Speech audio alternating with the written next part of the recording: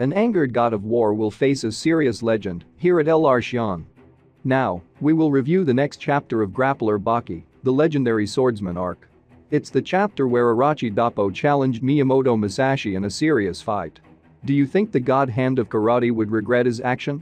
Let's find out.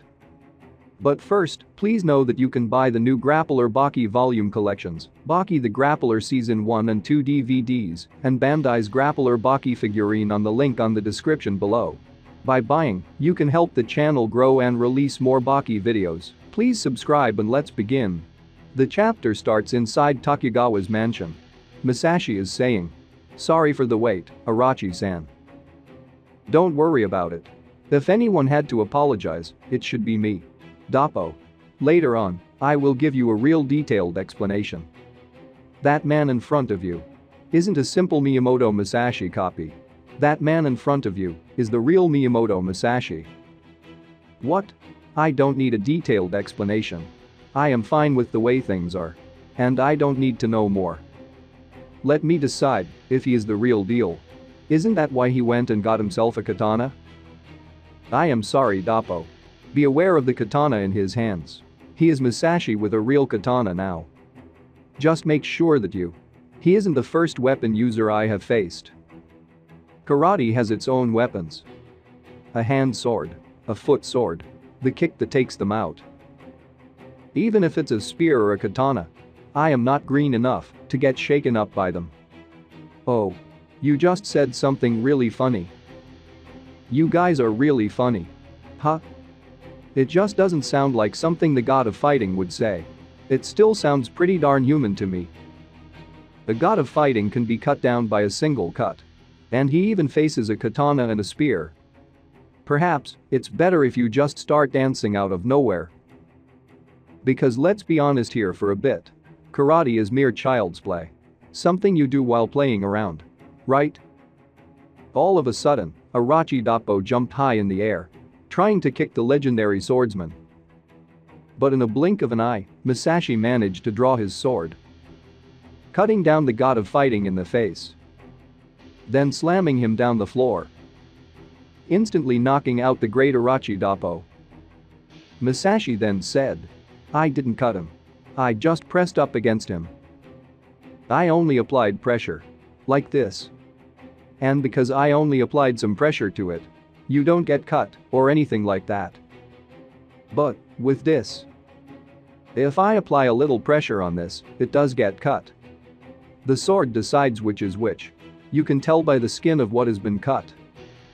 This family heirloom of yours called Kunatora decided this. The sword will always tell the truth, regardless of how unexpected it may be." All of a sudden, Musashi bleeds in the face, saying, "Huh? Oh. Seems I could have come to regret what I just did. Do you know the saying? A sword that can cut everything can be the same sword that can't cut paper. This isn't something like that. Orochi-san. Your leg is truly a magnificent blade." As the loser, he laid there on the floor, at the feet of the winner, receiving genuine praise. But even while being praised, the irrefutable reality still stands. Orochi Doppo. He was chopped down. After the fight, Tokugawa told him what happened. Doppo then asked, "A clone?" Going into detail would take too long. All that matters is that the person you fought was the real Miyamoto Musashi. Pretty convincing, isn't it? Whether it's convincing or not. With the information I have, there is nothing to be convinced of. But the memory of what happened has been engraved in my body. And that alone is enough for me to call that man Miyamoto Musashi. I see. This is a little difficult to hear. But well, about the results. I lost the fight, and I lost the match. I was completely defeated. But this is the first time I feel this refreshed after a defeat. A true Japanese sword. Unmatched in its sharpness. Cut in two. It is able to cut almost anything in two. It was pressed against me with added force. And yet, it didn't cut me. It didn't leave a mark on me, even though it was really easy to do. Tokugawa-san. This is something worse than a simple defeat. To show such consideration to your opponent. It really hurts a warrior's pride. Compared to being cut. This hurts more. Can't find the right words to describe it.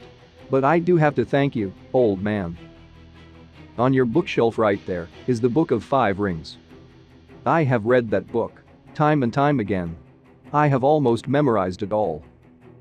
However, I never fully understood the meaning of the words and the reality they spoke of. Till that very moment. I see. It makes sense, the author of the book being the real deal. To be able to say that in this day and age. Maybe I have reached all there is for me to become. Will you try again? Will you stop? For the time being, I will stop. We now move on somewhere in America. The boxer Retsu Kaioh is being interviewed. We are here to discuss your recent exhibition match. Could you please tell us how you felt after you won the fight? Retsu replied. I didn't use my legs. I didn't use my knees. I didn't use my elbows. I only used these two fists. I focused my attacks on Bolt's upper body. I stood in front of him and attacked from the front. That is how I won the fight. That is how I claimed victory. That is all there is to it. That is all there was. Whether it is official or whether it is informal. Mr. Kaiser passed this belt on to me. Whether it is officially recognized or not isn't something that I feel the need to ask about. Because I don't care either way. The most important thing is Chinese martial arts.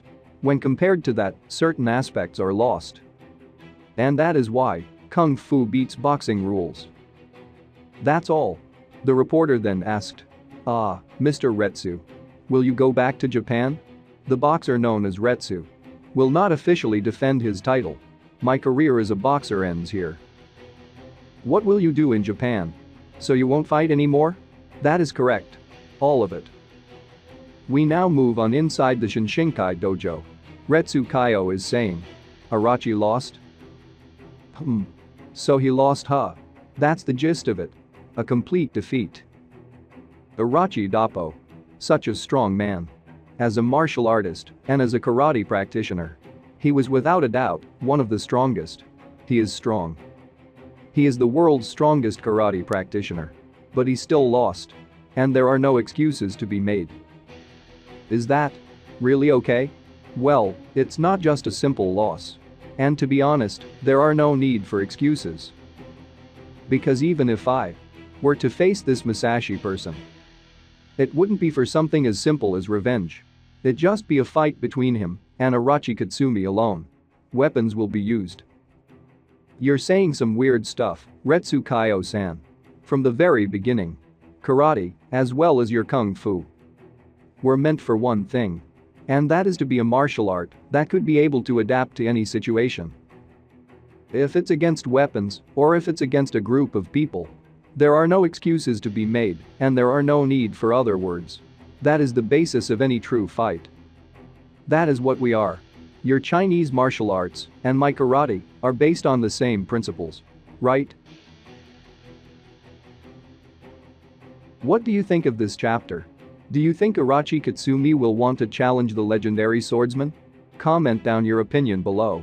Special thanks to my patron, Juan, The Broken Monarch, Stranger Dragons Prevail, Sam Shires, Aaron Wieland, James Berry, Evan Edrock, Shay Jackson, Dr. Manhattan, Francois, I Meet Rabbit, The Real Zurvan, Big Sam Zilla, A Patrian of the Uts, Jacket, Midas, Johnny Might, Kevin Arias, Jason Jacobs, OK, Vega Punk, Just Danzo, Joshua Ash, Mars Kane, Claudio Aguilera, Francisco Carrillo, Jaden Robinson, Isam Harris, Awesome Swayable, Thomas West, David Fritz, Brandon Zipperl, Ethan, Carrot, Xavier Ward, and Goku Kot. We really appreciate your help. If you want to support my channel, please subscribe to my Patreon, Shion. I will put a link in the description below. Our next video will be about Retsu Kaioh knocking out the legendary swordsman. Stay tuned.